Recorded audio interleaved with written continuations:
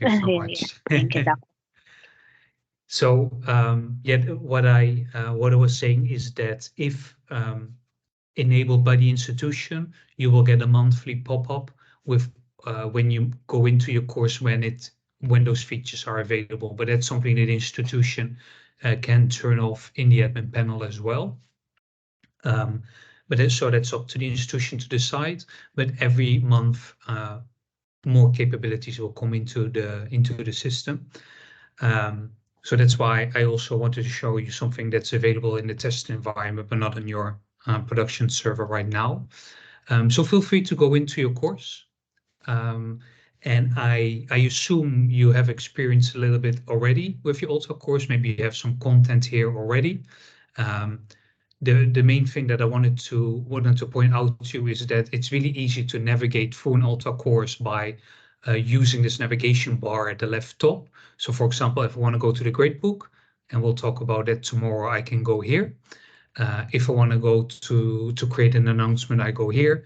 And if I want to go back to the content area, I click here again. So when you click on the X, which I think it's a natural thing to do at this level, you will be thrown out of the course because you are at the top level. When you are in the deeper level of the course, for example, you've created a document within a folder, you've opened a document, then it's easy to then you can click on the X and then you're back in the course content area, but at its top level, you will be thrown out of the course. So this is how you navigate at the top level.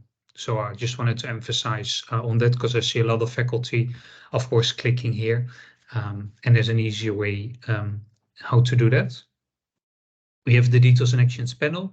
I won't go into it right now unless there are questions, but this is something that you can't customize like you could in original. You can't put a link in there to redirect you to your assessments. The assessments are created right here. So this is something that you might not be accustomed to, but we do that to ensure that our platform is accessible to everyone. And Blackboard also is the most accessible platform on the market. And with our latest additions and enhancements, we really keep on focusing on that accessibility. So that's why you cannot change this side menu bar. All right, so I can't see the chat right now, but I have confidence in you, Rochelle, that you interrupt me where needed. Yes. Fantastic. So let's, when you look at your course content area, this is where you have control over, and this is where you build your course that you will start teaching next week. So you have the option to add content, but there's also an option to use the AI assistant. And we have, and that was one of our big announcements that we did at our annual conference last month, is that in September, there will be an AI assistant available in your course. But it's turned off by default, so it's also up to the institution to decide to make it available and to what extent to make it available. But you have the option then to use the AI assistant to help you build your course. And the same applies to the assessments. So let me give you a brief example of how that would work.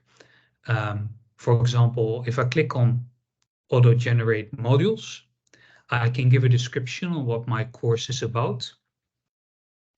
For example, if my course is about Abu Dhabi, for example, I can put in a description in there, and the more I put in there, the better the suggestions are that the AI assistant will give to you. So I'll just put in there the name of your city, and for example, I want to use topics, and I want a moderate level of complexity of the course template, and I want to have 5 learning modules, 5 suggestions for learning modules to build my course. So I will generate these examples, And the great thing about is that you as an instructor are always in full control about what you want to use. The AI assistant will just give you suggestions, and you are the decision maker. What am I going to adopt? What I'm going to edit before I'll make it available to students, or maybe I won't use any of it as well. So you can do that. And the same thing applies to the assessments, to which I will come into in a minute. The great thing is that we have a partnership with Microsoft, so we use their OpenAI architecture to have our AI assistant deployed in Ultra. As you can see, a few suggestions. Topic 1 is an introduction about Abu Dhabi, the geography and the location, landmarks and attractions, the economy, cultural festivals and traditions. And now I have the option as an instructor. I like this one. I like, for example, this learning module, and I like this one, but I don't like topic 2 and 4. So I'm only going to import these 3 that I just suggested. And it says here add course. So I click on that, and what happens that it will become then it will be imported in my course content. As a default, everything is hidden from students, right? So they won't see anything until you make it available. And then I have the option, click on the ellipsis to edit. So I can make changes. I can change the description. I can change the title. I can change the image. I can do all those things before I make it available to. And when I click here on visible to students, then they can see this first learning module because I make it available. So that's a little bit about how the AI assistant can help you build out your course in a quick way. When I go out of this course example and I go back, you can see that it has a default image, which is a nature image.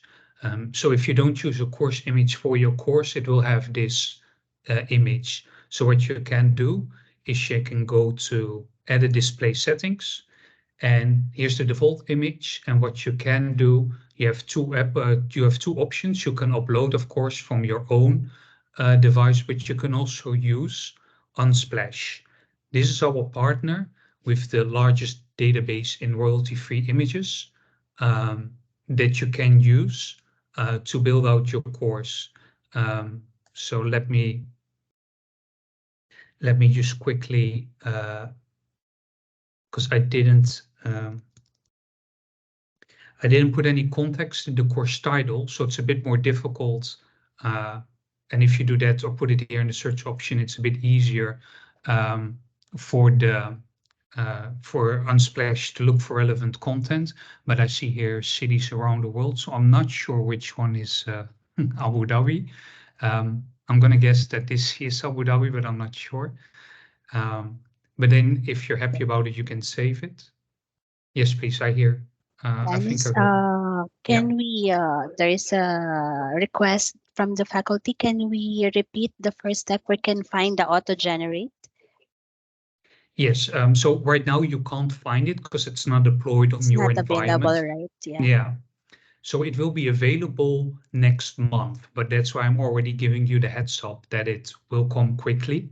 And I will make this, and we'll get to the assessments in a little bit, where you can also use the AI assessment, but that's why I'm building it up a little bit so you won't be surprised when you start with teaching an Ultra. There's another question also, where is the content coming from? So from Unsplash, that's our partner that has the largest collection of images. So when I use the option from Unsplash, this image came from their database. And this is all royalty free, so you can use anything and do not need to worry about copyrights at all. So I also decided to use it as a course banner, but when you go out of the course, and let me just give it. How about the text, Dennis, where it came from? It's not the images, the text. This text, you mean? Yeah. So is it this correct, is, Dr. Costa? Yeah. yeah, this is from the Microsoft Azure OpenAI infrastructure.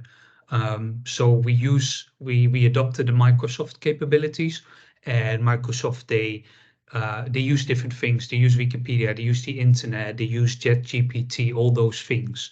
So that's why I would like to emphasize that you need to check everything for accuracy and of course bias, because there might be, of course, things that are not entirely correct, right? Um, the more context you give the AI assistants, the better the suggestions. And I will show you that with the assessments. But know that you need to check everything that is generated. So now I have created an image. You can see it's the course image. It's here as a banner as well, because I chose to do that. And this is how quickly you can start building your course with the AI assistant. So right now you can't do that on your own environment, but it will be available real soon, and you can use it also when you manually have created things as well. So you can use the AI assistant to adopt some things, and you can manually create things as well, like I'm going to show you now. So we have our learning module. So I click on the purple plus. When I do that, I can go to create. So feel free to try that yourself. And when you do that, you can see all these course content items. So I'm able to put a folder or a document in the learning module. I can do all those things. I can create separate learning modules as well that I manually created with these ones that AI suggested. And here are my assessment options. And you can see the test and the assignment, and you can see that they both have a different icon here. So feel free to click on test. And when you do that, you go into the test interface. And I would always recommend to come up with a title that is really easy to recognize for a student what a test is about. For example, the geography of UAE could be the title of this quiz. So I can also say, I can also add that this is a quiz if I wanted to, and then I've created a title. By default, of course, it's hidden. You don't need to release this to a student until you're entirely happy about this quiz, right? So feel free to put a title in for your test. And then you can see, again, we have this purple plus. So always when you want to create something, always look for the purple plus. In all the areas of Ultra, it works in the same way. When you're working on the rubric, when you are creating, or in the grade, when you're creating a rubric, when you want to add columns, and I will show that, it's always the purple plus that allows you to add. So when I click on this plus, there are all the options. Hi, Dennis. Sorry Yes. to interrupt. Yeah. Okay. Yeah, that's There fine. is one question. Can we import our previous question bank or test? Absolutely. Yes, yeah, we Absolutely. can. I can show you. And Richelle, can you see this pop-up menu? Yes. Fantastic, because I'm sharing the window and not the whole screen, so I was just double checking if you could see that. So let me quickly go out of this quiz, because I think it's good to show you how you can import, because this will be really important as well when you are building your course. So again, I go to the purple plus in the course content area, and I click on copy content. So when I click on copy content, it shows me all the courses that I'm enrolled in, also your original courses. And I don't have a lot here because this is a test server, but what it allows you to do, let's say that this is, for example, my original course. When I tick this box, I import the entire course. It's selected here. but I can also go inside this course. And I apologize, it has no items, but if your original course has items, it will show up here, like assignments, content, PDF files, etc. And you can select them, and then they will show up here on the right, and then you can start copying. So they will be imported in your Ultra course. So it's really easy to import the specific items that you need from your original course, but also copying your entire original course if you wish. So feel free to try that as well. Now you have me on the call. So it's really easy. You just click on the plus and go to copy content, and it actually means you're importing content from your original course. So feel free to try that as well, and let me know if there are any issues.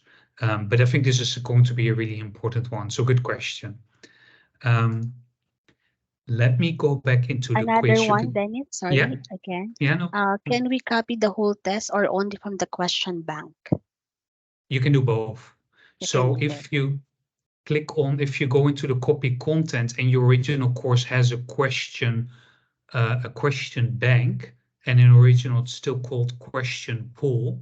But when you go in there, it would show up here, so you can tick the box question pool. But if you have a test, you can also tick the tick mark the box next to the test, and then you can copy in both. And what happens then is that the test will show up here, and the important question pool will be populated in here. Okay. One more thing, Dennis, there is regarding the AI, there is one question that on the learning modules content, can it be generated from uploaded PDF from the book, from our ebook, or no? So you can give, you mean that the AI can Yes. generate questions based on an uploaded PDF? Yes. That's a very good Can question. be. So Yeah. I That's the can show question. you, I can show you in a second how it would work with the AI, but you have to give the AI assistant the context. So it wouldn't work with an uploaded PDF, but you have to put it in the search box. And I will show you in a second how that works. You will get a feeling of Okay. that. Okay. Are there any more questions right now, Rachel? No? So you can see it's still hidden from students, or there's a line through this, so students don't see that. Let me click on the ellipsis and click on edit, and then we will go back into the quiz that we were just discussing. What we can do is I click on the plus, and here are all the different question options that you have, right? So here is the AI help for building your assistant, building your assessment. So when I look for the auto-generated question, I click here, then a separate screen opens up. And what I do, so I put in here a description. So I just put in here Abu Dhabi for now, but this is where I put the context in there. So if there's anything from the ebook, if you can just copy paste it into here, then the AI assistant will use that information. And then you can choose the question types that you would like. For example, only want multiple choice questions, but you can also let the AI assistant come up with Inspire Me. For now, we'll try it first with the multiple choice. And I say I'd like high complexity, and I want 10 different questions. So the only context the AI assistant right now is that it needs to be about Abu Dhabi. So I click on generate. And then the AI assistant is working right now in generating context, and it might be 20 to 30 seconds. Sometimes it's really quickly, but I did high complexity in a maximum amount of questions, so it might take a little bit longer. And if you feel like, oh, I've missed this in this description, you can add stuff and then click on generate again, and then it will start over. It was quite quick. So here you see 10 different multiple choice questions with high complexity created by the AI assistant. So the first one is, what's the official language? And there's one correct answer here, that's Arabic. Which iconic skyscraper is located in Abu Dhabi? what is the biggest mosque, and you see which desert is located. It's all kind of specific question is about Abu Dhabi in general. And if you add more stuff, more context here, it will come up with more tailored question based on that description. So for example, I like this question and this question and this question, and the other questions I don't think they're relevant. So I only select these, add 3 to the assessment. And what happens then is this is AI generated. Again, the student doesn't see anything, right? But then you have the ability to edit. Again, you click on the ellipsis, you click on edit, then I can change the number of points, for example. I can give extra credit if I want. I can allow for partial and negative credit, meaning that you can also say that they will get a subtracted score if the answer they gave is incorrect. So you can do all those things. You can add more answer options that if you want, but you can also delete it, of course. So here I can say I give if they answer the Sahara Desert, I can give them still half of the points, so they would get 10 points, for example. So you can you have that option to do. You can create automated feedback if you want. For example, the feedback if they gave the correct answer, you can give feedback. But this is correct, well done. It's nothing more than praise, right? It's not really feedback, but I think you get the idea. And you can also give incorrect answer feedback. But the feedback for every incorrect answer will be the same at this moment. There are updates coming, but if you put incorrect answer feedback in there, no matter what answer option they choose, they will see the same incorrect answer feedback. So make sure it's generic enough and not tailored to one incorrect answer. So please review chapter 2, for example, and then you just hit save. Oh, and this one I should, of course, give them the full points for the correct answer. So with Sahara, they would still get half of the points. So you are in control over what you want the question to be that the students see, and the AI assistant does nothing more than just help you with suggesting a baseline that you can use. But you can also just leave it as is. If you're completely happy about what the AI assistant suggested, then you can just leave it and then just make this available to the student. Let me pause for a second. Rachel, any questions? Yes, Dennis, we have one question here. Can we divide the questions into categories for course learning outcomes calculations? That's a very good question. What you can do, it's a very advanced question actually. In the settings, if you want to look at the settings, you have to click on this gear icon. So feel free to do that now as well if you wish. And what you can do are a lot of things, and we'll go over each one of them in a minute. But let me just go to the specific question. You can align an assessment with goals here at the bottom. So that's one thing that you can do. So when you click here, all the goals made available in your institution, and obviously I have nothing here because this is just an empty test server. But all the goals that you have here, you can just select and align the assessment with. So that's one thing. The second thing is that you can create different categories. So to make sure that the tests, when you want to, and that's also a little bit of something that we can discuss tomorrow in the gradebook session.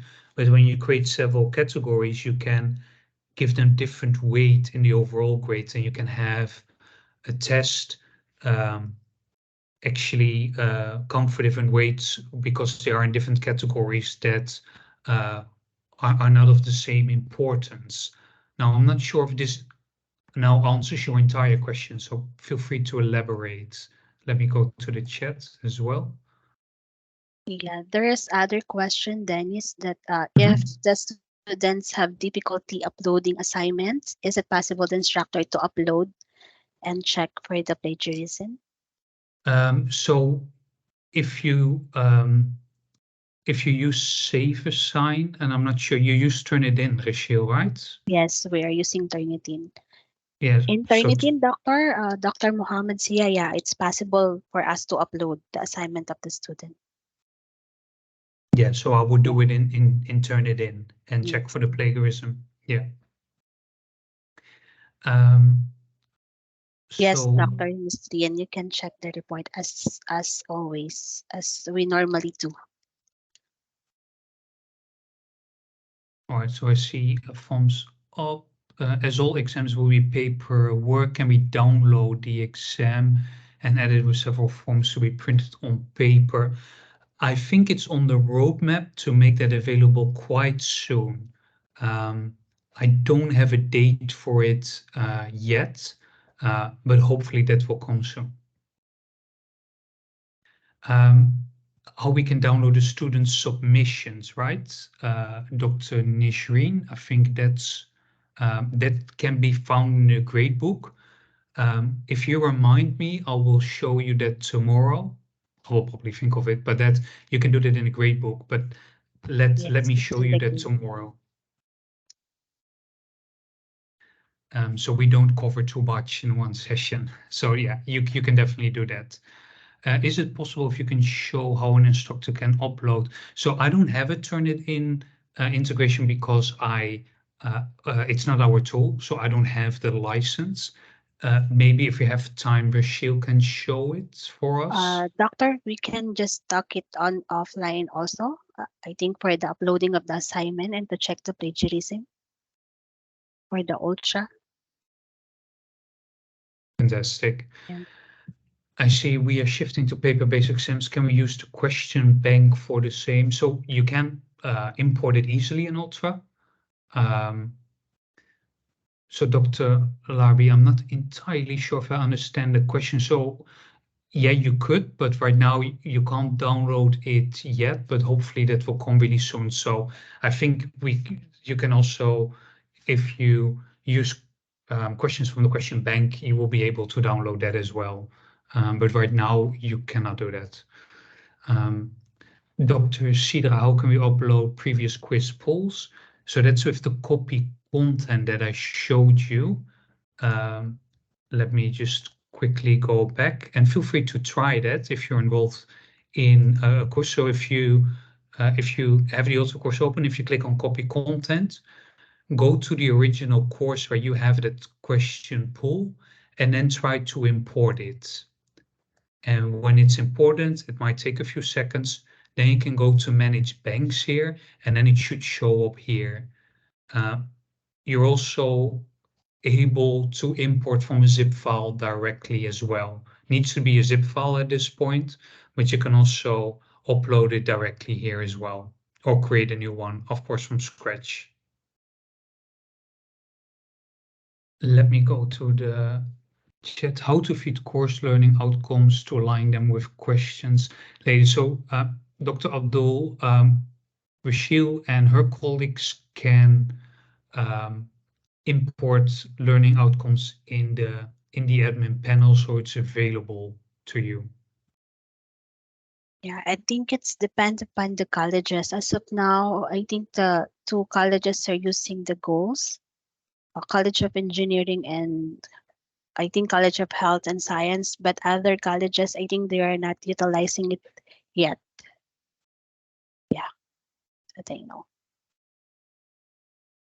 Yeah, so it will be good to talk Yeah. with the relevant people at your department, but via the admin panel it should be possible. Thank you for all those great questions. Um, so I'm hoping I'm not going too fast. Nobody has said anything, but feel free to let me know. Um, let me go back to the quiz. So you see the icon here of a quiz, and the same way you can also create an assignment. So when I click here, I create an assignment. Um, and I'll just call it assignment. Oh, no, let me call it essay. And then just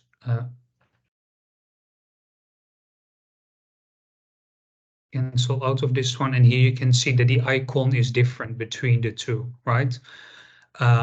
One thing to remember is that you can give it any name you want. So I could give this the name of an assignment. I could have called this an essay and this a test, for example, and a student wouldn't know because they probably are not going to notice these different icons and what represents a test and what represents an assignment. So I want you to be aware of that the settings, and let me go back into this one, the settings of the default settings of the test and the assignment are the same, but some options will be grayed out because I added here questions, right? So you can see that some options are graded out.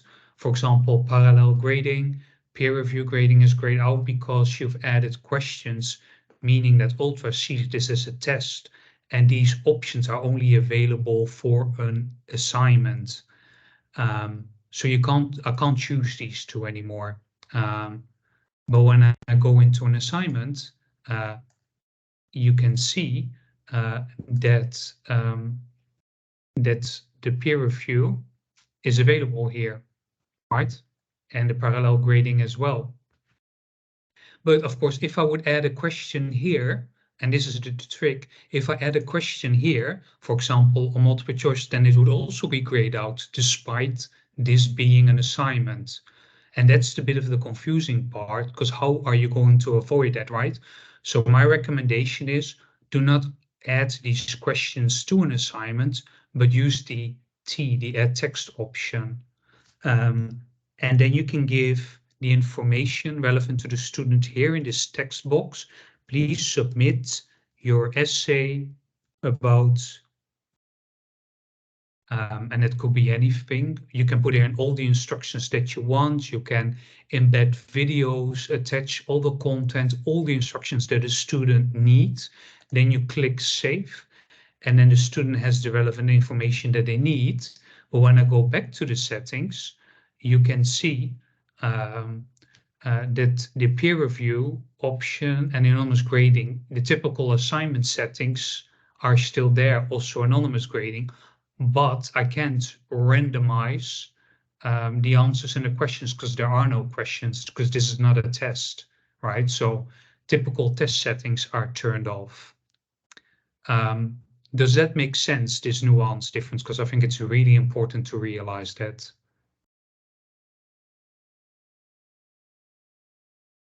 I hope that didn't go too quickly. Please feel free to give me a thumbs up or a yes or no in the chat. Fantastic. Thank you, Dr. Sven. Feel free to put in questions in there.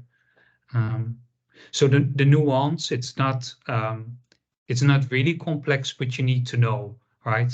So that's why I'm just emphasizing it here. And what we can do now is we can go over the different settings, because whether you set up a new environment, set up a new assignment or new test, or you import it from original, even if you import it, check all the settings. So when I go out of here and when I've imported a test, which some of you may probably have done just now, you will probably get a warning here at the top. It will say something like exceptions, and when you click on that, it will give you a warning like you've imported a test.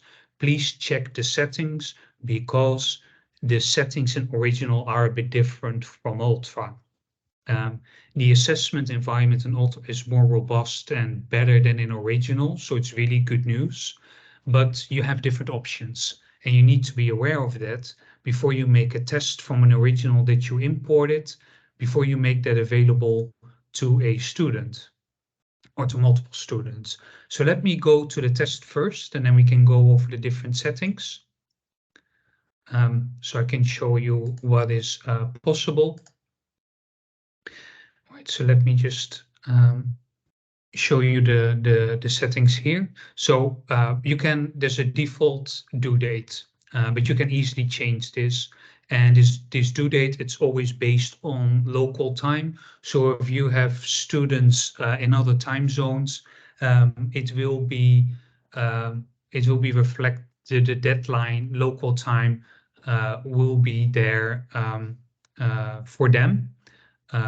So it's not that they will see their own deadline, right? But this is the local time in Abu Dhabi. That is the due date. So you can feel free to put in any due date. So there's always some kind of a due date.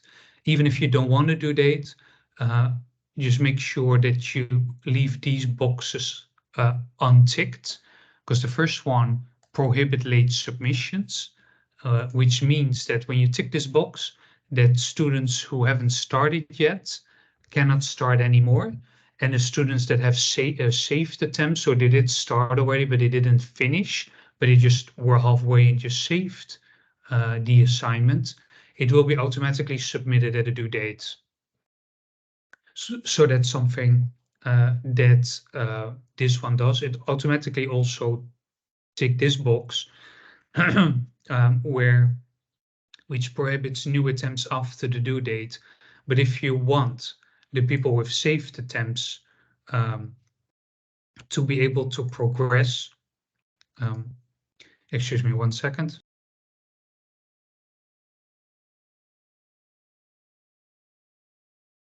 Sorry, I had to cough for a second.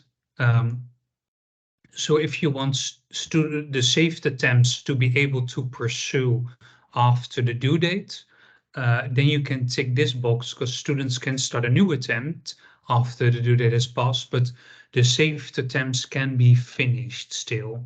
So this is what this second one does. And if you leave this unticked, students can start new attempts after the due date as well. So that is a little bit about prohibiting late submissions.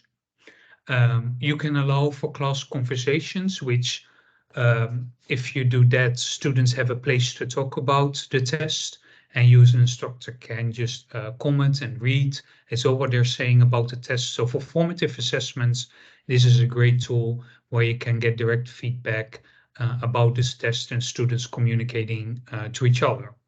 So for a formative test, definitely enable this.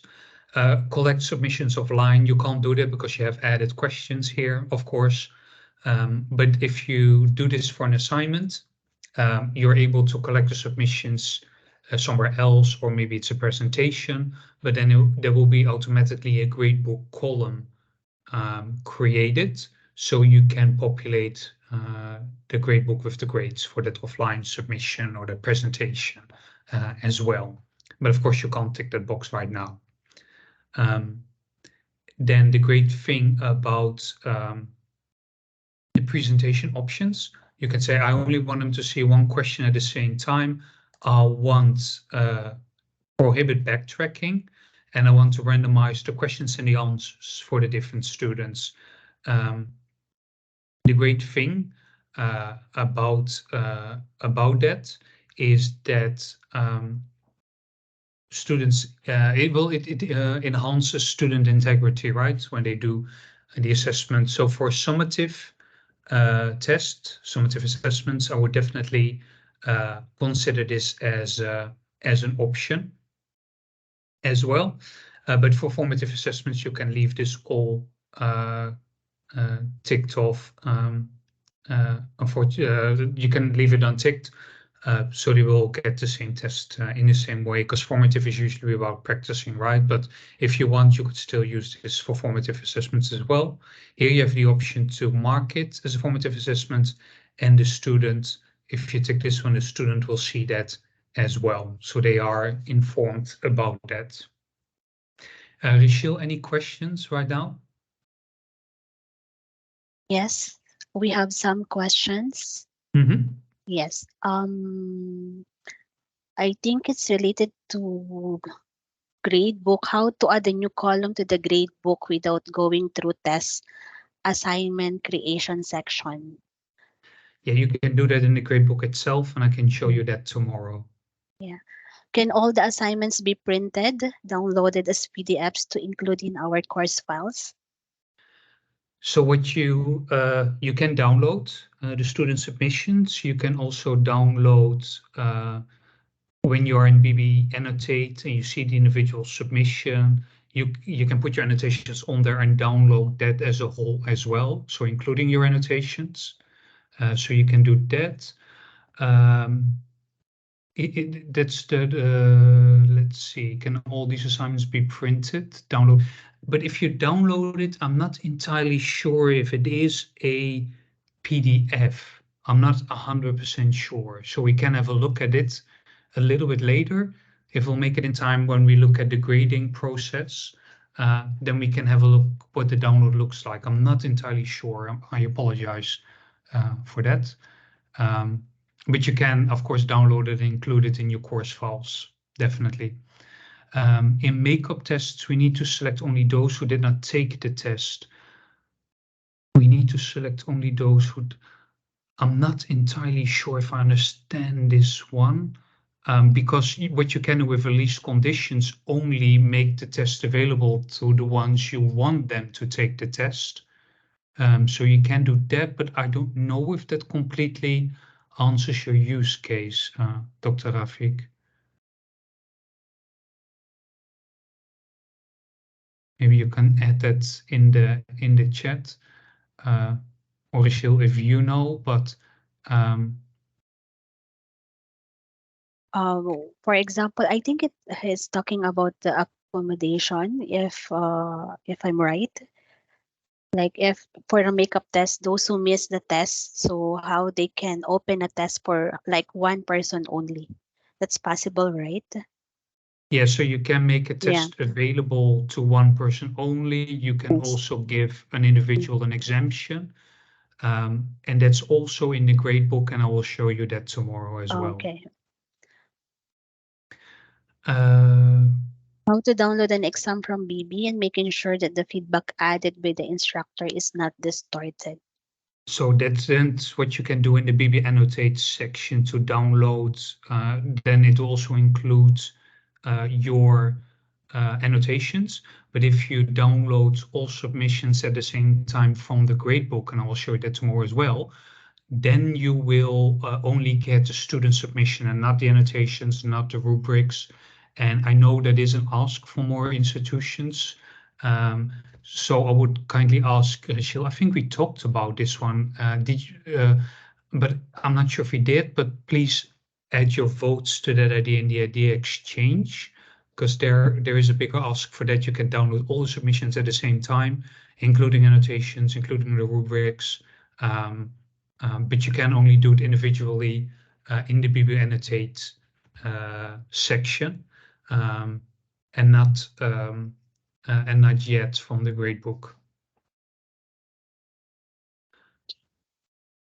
Let's see. When When we we download from Dr. Mohammed, when we download attempts from Grade Center, it does not include category assigned like seal or number in the Excel. Is it possible to get categories of questions? when we download attempts, it doesn't include the category. So you can assign it to categories. And again, that's also something that I think we should just do tests tomorrow on the session and to see Yeah. if it completely meets your use case, because it's a lot of gradebook Yes, questions gradebook indeed. question. Yeah, so we'll Okay. definitely do that tomorrow. Um, so Dr. Nishrin, if a student got out only from the exam, can we admit again for giving more than one attempt? Yes. Can we select the student as we used to? Yes, you can do that. Yes, no. And there's an autosave option, like very frequently, it's autosaved, the attempt that's in progress for the student, and the student will only also get warnings if the connectivity is if the connectivity is not all right, so they get warnings as well, so they can save.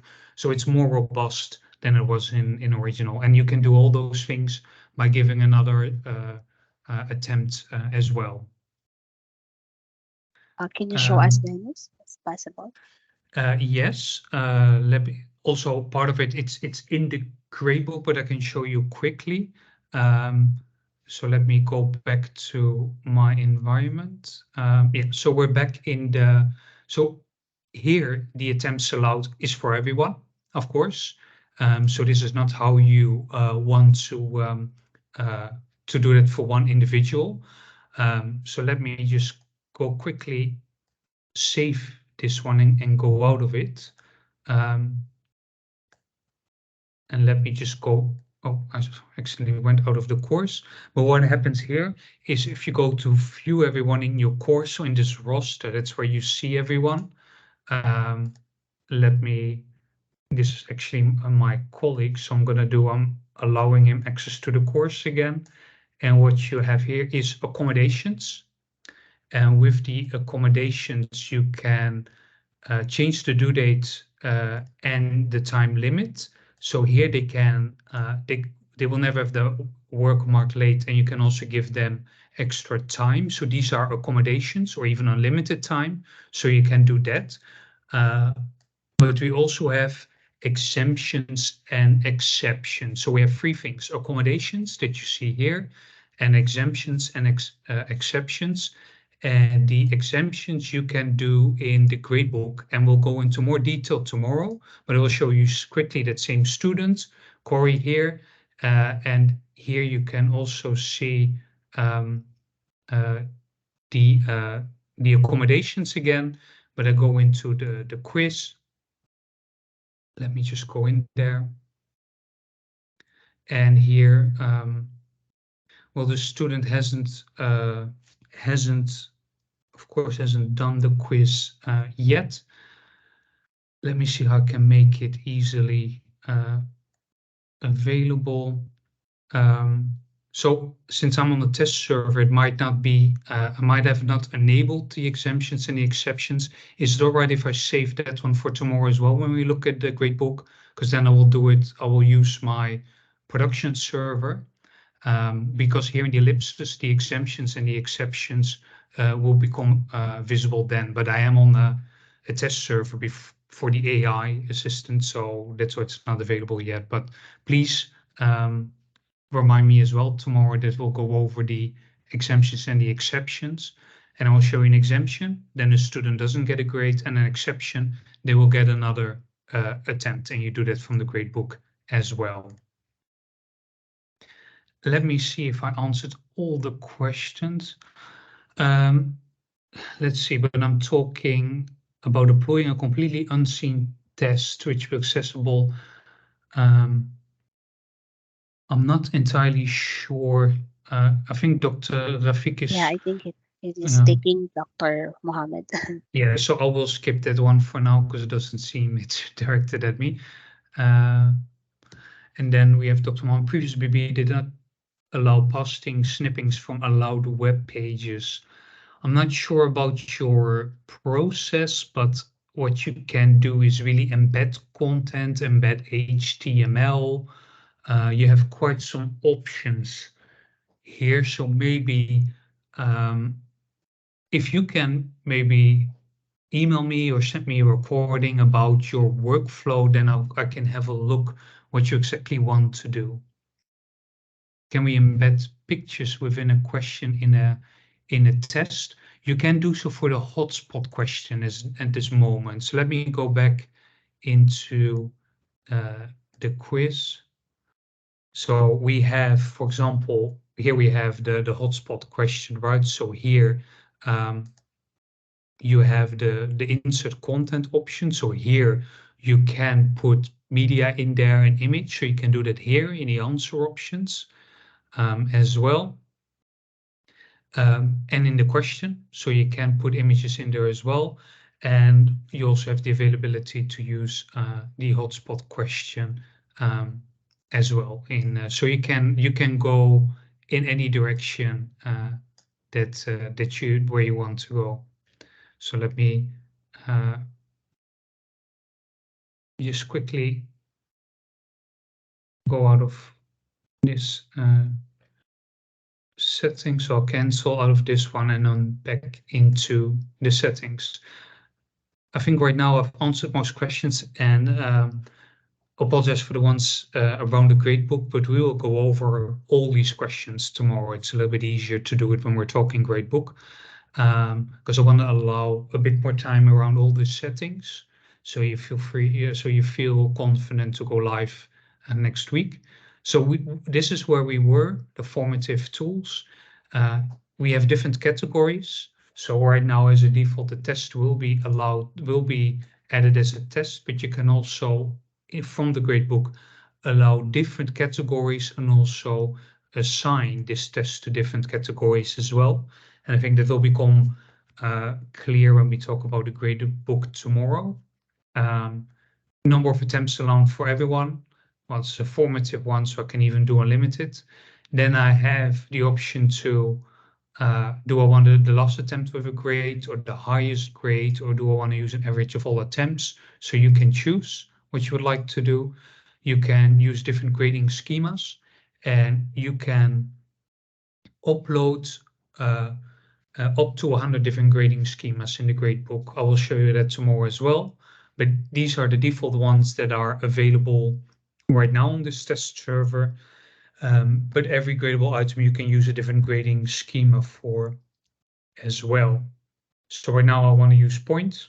And if I, for example, use a percentage, then also would calculate the points in a certain percent, the equivalent in a percentage as well.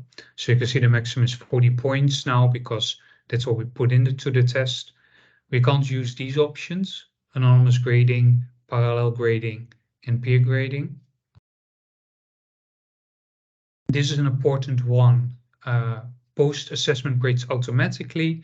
You would like to have done that for formative tests and automated tests, of course, because when it's posted, the student will see it in the gradebook. But if you leave this unticked, you have to post it manually before the student sees a grade. So if you deploy an assignment like an essay in your grading across multiple days, you probably want to leave this unticked as well, because then if you put a grade into the gradebook, they won't see it yet until you post it, because otherwise you might get a lot of emails, students asking where their grade is. So you have the option to do that manually as well. Then we have the assessment results. You can say, allow students to view their submission. When do you want them to view their submission? After submission straight away, or after the due date? If you don't want them to talk to each other about the content. Show automated feedback. Remember that we enabled automated feedback right after submission as well. Show the question scores if you want, but you can also leave that unticked, right? If you don't want them to see the question scores or the correct answers, you can untick. But if you want that, you can also make that available after the individual grade is posted. And for formative submissions, this is really fantastic, because students will get automated feedback on what they are doing. So up to you to decide. You can save, and then you can see that that it's available after submission. And here you can see the different settings that you chose.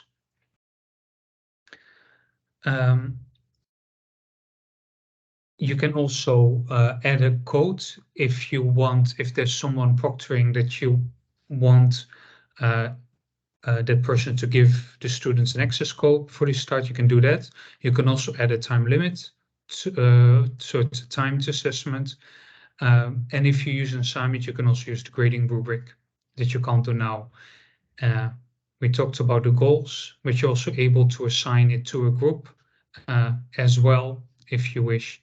And you can add a description. So when you're completely happy with that, you can click on save. And of course, if you want to do the preview as a student, you can do that. But if you go in here with the student preview settings, you won't see this because it's hidden. But if you want to look at it as a student and you don't want the students to see it, what you can do is make the course unavailable for students, so they can't access the course here.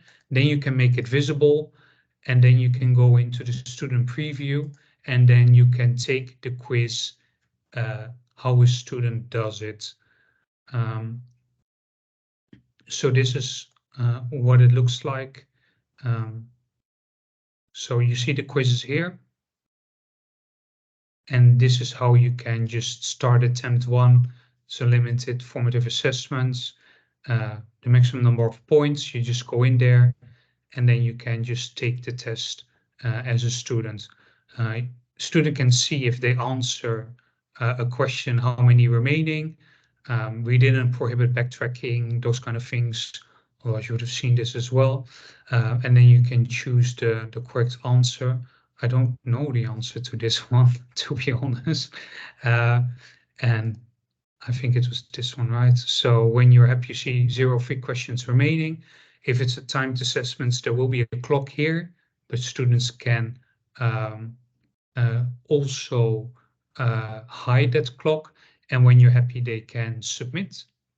So this is how you get a confirmation number that they can download, but it will also be emailed to them. So if a student says they submitted something and you don't see it, you can ask them for this confirmation number, because in the gradebook, what I'll show you tomorrow, you can search for the submission with this code.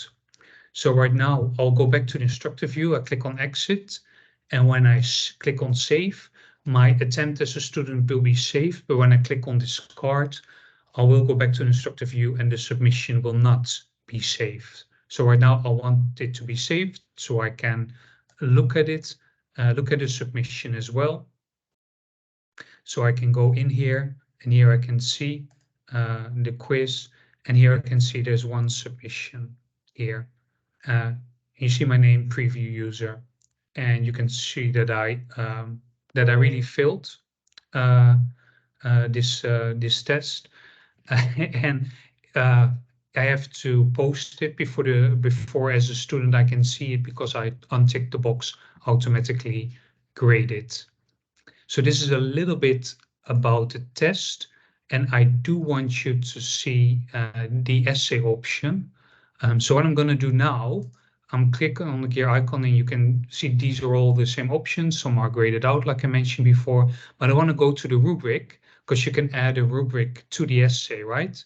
So here again, we're at rubrics. I can create one manually.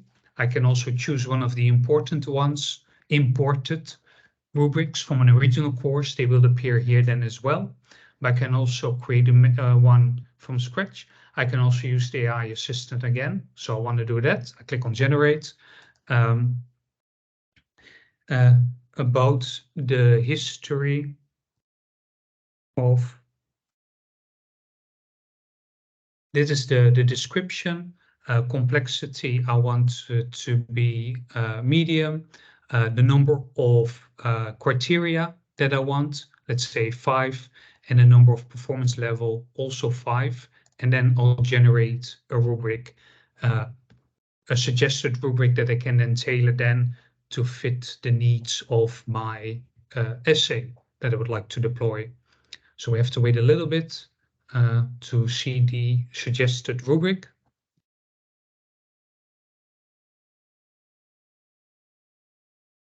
Meanwhile, while we wait for that, Rochelle, any questions in the chat? Yes, we do. We do have some questions. Let's start with Dr. Sven and then go up. He's asking, can we use our own grading rubrics for assignments submitted via Turnitin? This was not possible previously because during the grading process, we had to use the Turnitin interface as compared to those assignments that had been submitted via Safe Assign. So you can use your own rubrics indeed. I'm not sure how it would look with Turnitin, but when you add a rubric to the assignment, like we're doing right now, you should be able to use it with the assignments and with the grading process. But with Turnitin, Rochelle, I will kindly ask you to I will just respond check to that, this please. to Turnitin, Dr. Sven. I will double check it with them with regards to your questions. I'll take note of your questions. Fantastic. Should I continue with the rubric, Rochelle, or are there more questions? There's more. Sometimes we need to edit mistakes during exam answer option. Will it be automatically updated for all students immediately? So if you change the number of points, even after students have already started or completed, it will be automatically, the mark will be automatically updated in the gradebook. Did that answer the question? Is that okay, Dr. Mohammed? And there is another one. I think you already answered. It can view a test as a student. Mhm. Can we embed uh, PHET simulation to course content? I'm not sure what is this PHET, if you're aware, Dennis. I'm also not entirely sure what it is, but what Uh, in um, Habib, can you explain more? What is this PHT simulations? so whilst we're waiting for that to be added Yes. to the chat, I will briefly go over this suggested rubric by the AI assistant, so you can Wait see. for a second, Dennis. Yeah, Dr. Muhammad is saying during the exam. If it's the exam is started and then during the exam, he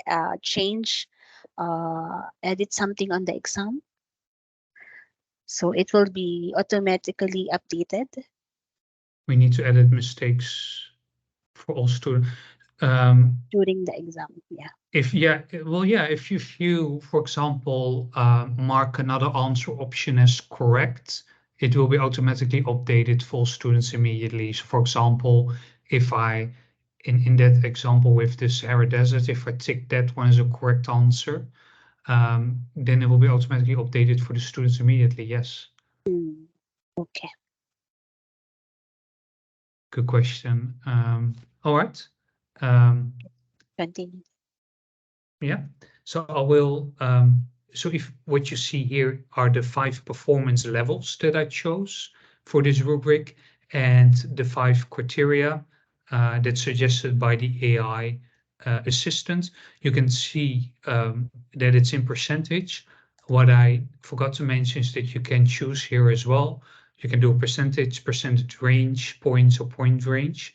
So for example, if I regret it and I want let's say a point range, I can also generate again, and then the AI assistant will start over and use a point range in this case.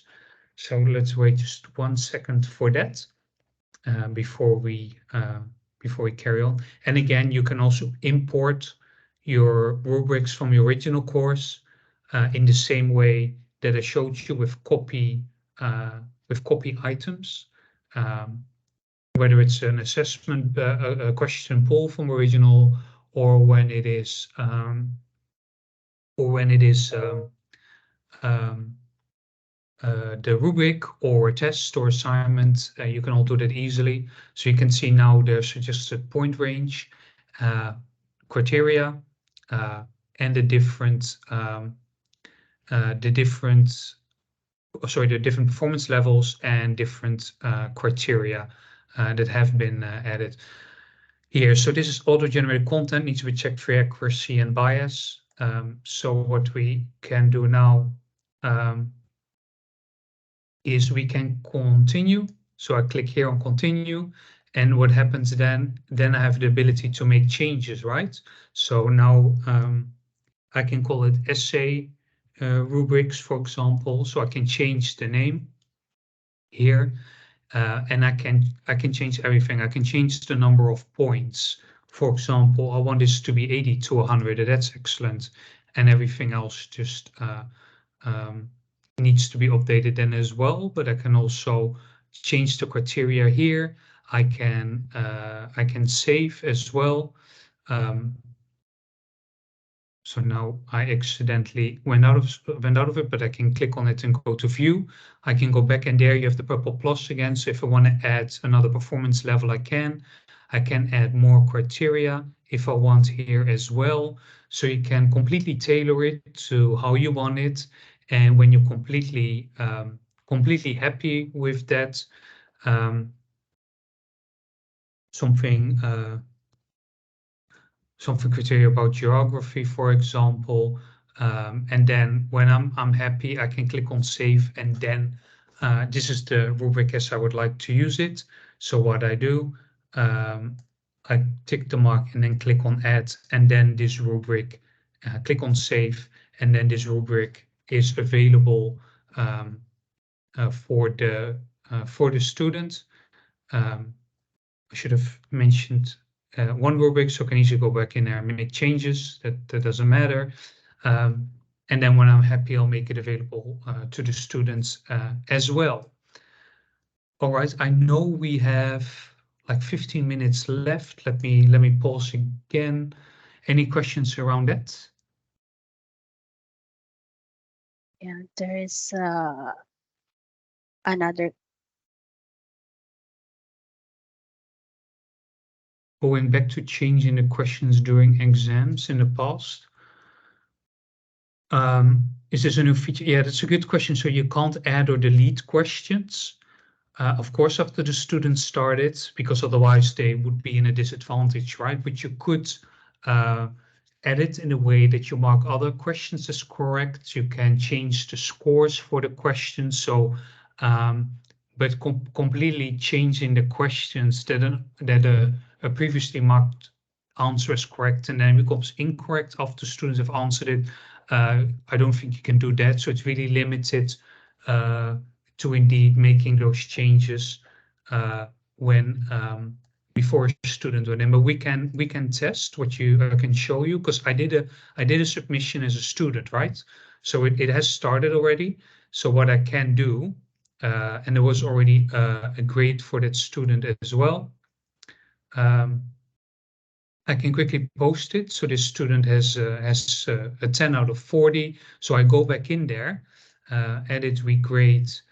So the things that I still can do, I'll make this 50 points. That you can do that. You can still give full credit, but you can't give extra credit anymore because students have started. So this is the correct answer.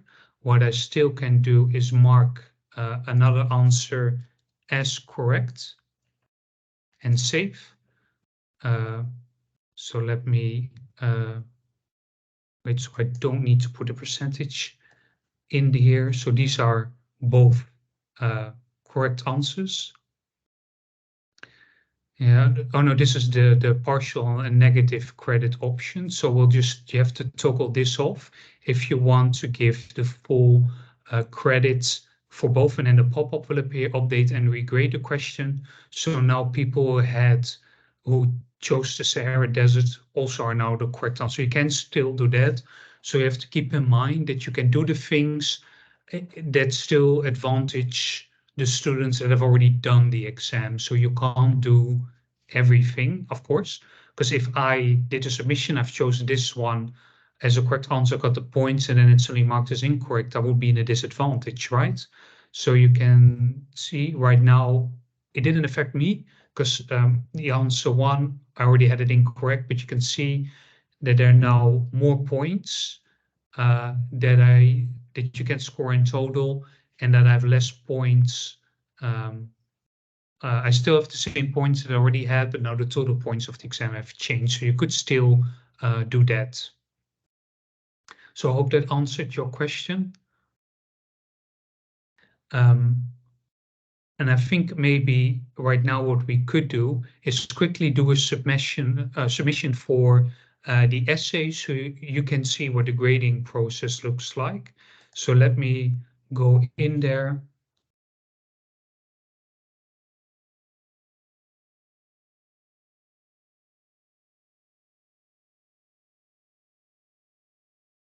And now the essay is available for me. I will start the attempt. So I'll just put in there a random file. Let me find, for example, a PDF file. And then I will do that as a submission. Students can choose how they call it. And then usually when the browser allows, it's embedded. So it's a bit of a conversion process. You can see the rubric is still here. The student can see it as well. What the rubric is, it's the one that we just created. And when I'm happy as a student, submit. And again, the confirmation number as well. I'll close that. And then I go out there and I have to save, otherwise the submission is lost, right? So we can go back in here and go to the essay. And you can see that there's a submission here. So I go to the submission page, as we call it, so you can see all the submissions from all the students. Right now, there's only one student who did a submission. So when I click here, one attempt to grade, I can go there. And here you can see the exemptions and the exceptions that I promised you, right? Because now there's a submission, so now it displays here as well. Which is really great, because I wasn't entirely sure if it was switched on. The feature was switched on the admin panel, but it is. So you have the ability when you click here to exempt this student when you click on save. So the student doesn't count, the mark doesn't, so this attempt doesn't count for the student, but also add the exception where you can allow another attempt, because that's what was the ask. And you can also do this from the gradebook, as you will see tomorrow, but I can allow for this individual another attempt here, but also change the due date for this student as well. So I click on save. So this student has another attempt. You can see that new attempts allowed, but I want to grade this attempt. So I click here, and then it brings me into our BB Annotate section, where we have also now released flexible grading. Was made available, I believe, last month, where you can also grade question by question. Of course, we have one submission with an essay, but if you have multiple questions, multiple students, this won't be grayed out anymore, but you can also grade by the question. Right now, you can see that you can just see this document. You can also put your feedback in here. You can see the grading rubric, where you can just address the criteria. So you can say,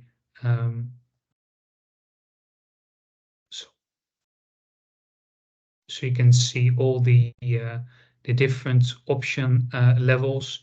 So the total score, let me just go in here.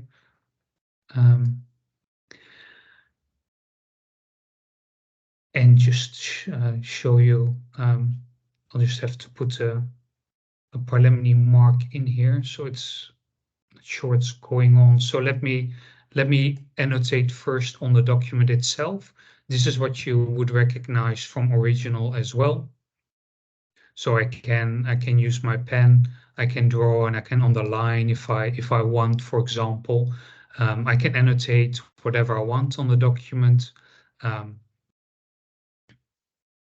And I can also use comments. I can use a stamp or an image. I can put that in here, for example, make it a lot bigger. And here you have also the options to delete the attempt as well. And here you can put, for example, I could do preliminary final grade in there. As well, that the student doesn't see yet unless it's posted automatically, of course. When you click on save and you have posted automatically, they will see it. There as well.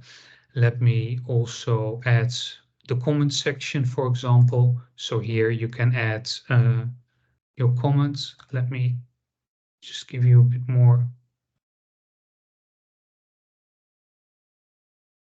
of the, so you can see it a little bit better.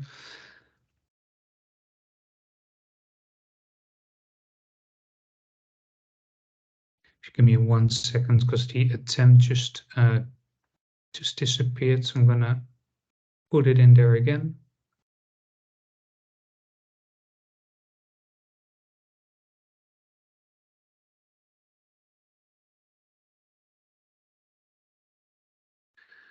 So what I'm going to do now, it's I have to make it a little bit bigger. I don't know how the view is for you, but it's a bit, because Teams is blocking it for me. I need a little bit more time to make it just more visible for you. So I can't really see it pretty well. I hope you can see it better than me right now. Let me go back and share my whole screen. That maybe works a little bit better for me.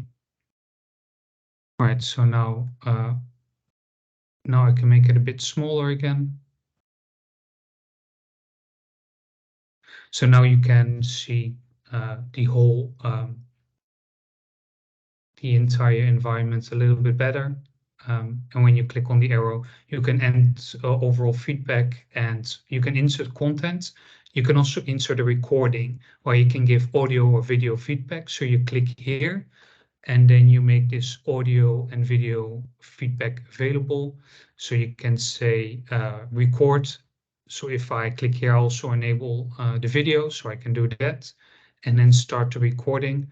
It goes back, and here you can see me just adding the recording to this. So I'll stop the recording right now. I can delete it as well if I want, and I can make a new recording. And if I don't want, I can also do the audio recording. As of next month, automated captioning should also be available as well in many languages. Again, to enhance our accessibility, the accessibility of the platform, we can do this as well. So I'll stop the recording. Now it's just audio, because I didn't allow the video, and save changes, so I can add this as well, so the student can listen to my feedback as well. So here then I have also the ability to review the whole rubric, make that available to the student as well at the same time. And if you you don't use save assign, but there will also be a plagiarism report here. So again, I know you use Turnitin, so you might have a bit of a different workflow, Rachel. I don't know if you want to add anything to this right now, because I'm not sure if they're going to use it like this. That's fine, because there are some of our faculty also using Safe Assign for those. Fantastic. Yeah. So I didn't enable Save Assign, but the plagiarism report would also be available here as well. And you can override the mark. I can also say it's 100, for example. So you can do that. You can undo the override as well, and then you can put in there the original mark.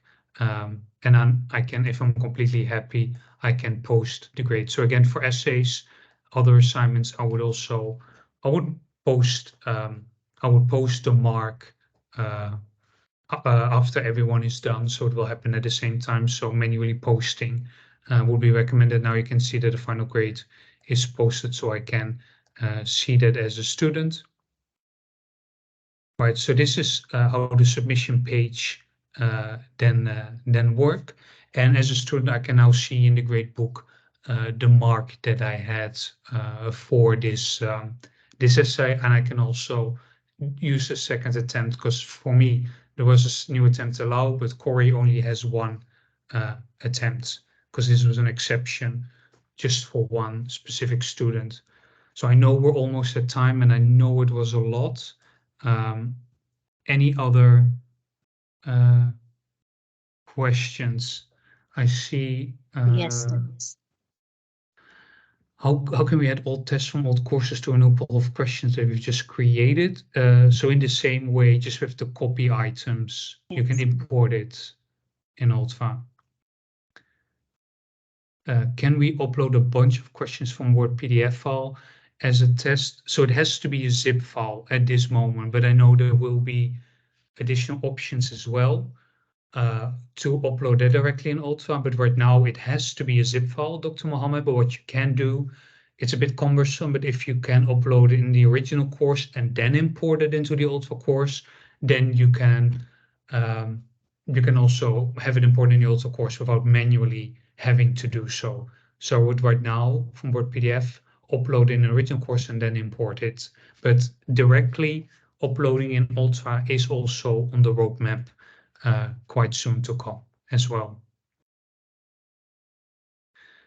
I hope Habib also, already, Dennis, one more yeah. last. Habib already sent I think it's a URL that he wants to embed. It's embed pet simulation to course content. Oh yeah, I see it now. Apologies. Let me just have a look at that. What it. Let me see. So I'm not completely familiar with this, but if I look at this, yeah. So you are able to download this learning content, right? If it's in, it seems to be HTML. Do you, when you download it, do you get the HTML code? Because that's what I'm assuming. But you can, if it's HTML and it looks like it, what you can do is Yes, upload it's that. the HTML. Yes. Yeah. Yeah. So if you are in a document, let me quickly create a document because that's where you create your content, right? You have the add HTML option here, and then you can put the code in here and then make it available to your students. Right, so it's just go into a document and then add the HTML option. If you do not see the add HTML option, Rachel, you have to enable that in the admin panel. Yeah, it's available. Perfect. All right, so yeah, so you can use HTML option and it's embedded in Alta, which is the great thing.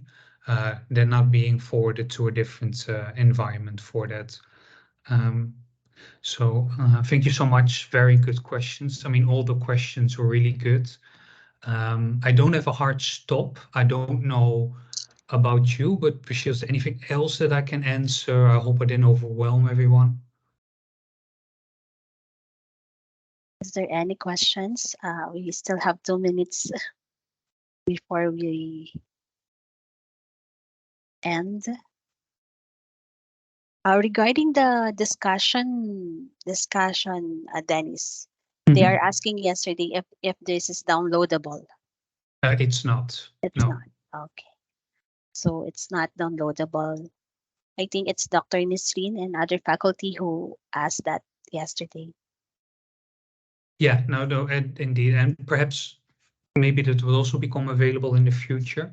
But right now it's not. But it's a good question. And I want to thank everyone on this call for all the good questions. I know it was a lot, but it seems like that everyone here is quite advanced and is able to use it, But use the then is assessment the section. downloading Yeah. a discussion, is it the doctor's been saying it's possible in the old view, but now on the new On the on the new, Ultra it's not possible anymore to download yeah. the discussion. If maybe, Rachel, you want to add that to the idea exchange, Okay. that would be perfect. And I would like to encourage anyone, feel free if you have time today to have a look at the assessment section, try to import an original assessment and then update the settings. And if you have questions, we can also revise those tomorrow as well. But I'm quite confident that everyone here will feel good about using the assessments in Alta. So thank you so much. And I appreciate everyone for being here today. And I'm looking forward to see you all tomorrow. Tomorrow, yes. Yes. Thank you, everyone. See you all Okay. tomorrow at 2 See you p.m. Our tomorrow. timing tomorrow is 2 p.m. So see you all. Fantastic. Have a good rest Yeah. of your day, Thank you, everyone. Dennis. Thank you. Bye-bye. Thank you. Bye bye.